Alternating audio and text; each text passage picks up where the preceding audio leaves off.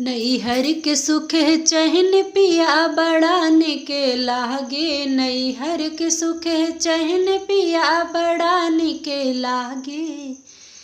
बड़ा निक लागे बहुत निक लागे। नैहर के सुख चैन पिया बड़ा निक लागे। सजन के लागे मम्मी हमारे लागे सासू। सहजन के लागे मम्मी हमारे लागे सासू। लालन के लागे दादी राजा बड़ा बुरा लागे। लालन के लागे दादी राजा बड़ा बुरा लागे। नैहर के सुख चैन राजा बड़ा निक लागे। नैहर के सुख चैन राजा बड़ा निक लागे।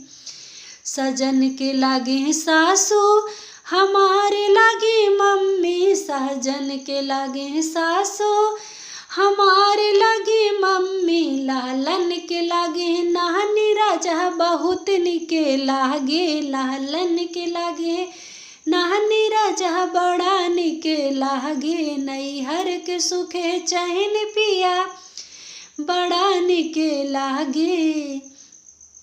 सजन के लागे भाभी हमारे लागे जेठनी। सहजन के लागे भाभी हमारे लागे जेठनी। लालन के लागे बड़ी मम्मी बड़ा बुरा लागे। लालन के लागे बड़ी मम्मी बड़ा बुरा लागे। नैहर के सुख चैन पिया बड़ा निक लागे। सजन के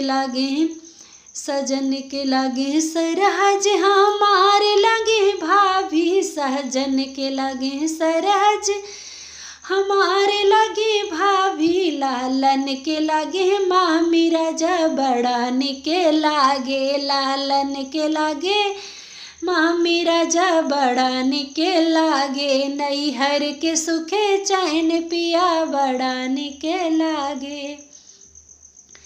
सजन के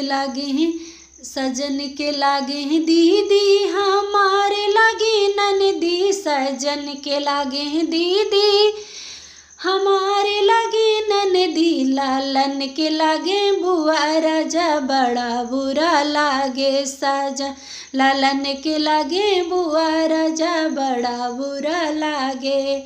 नैहर के सुख चैन पिया बड़ा निक लागे। सजन के लागे साली हमारे लागे दीदी। सहजन के लागे साली हमारे लागे दीदी। लालन के लागे मौसी राजा बड़ा निक लागे। लालन के लागे मौसी राजा बड़ा निक लागे। नैहर के सुख चैन पिया बड़ा निक लागे। नैहर के सुख चैन पिया बड़ा निक लागे।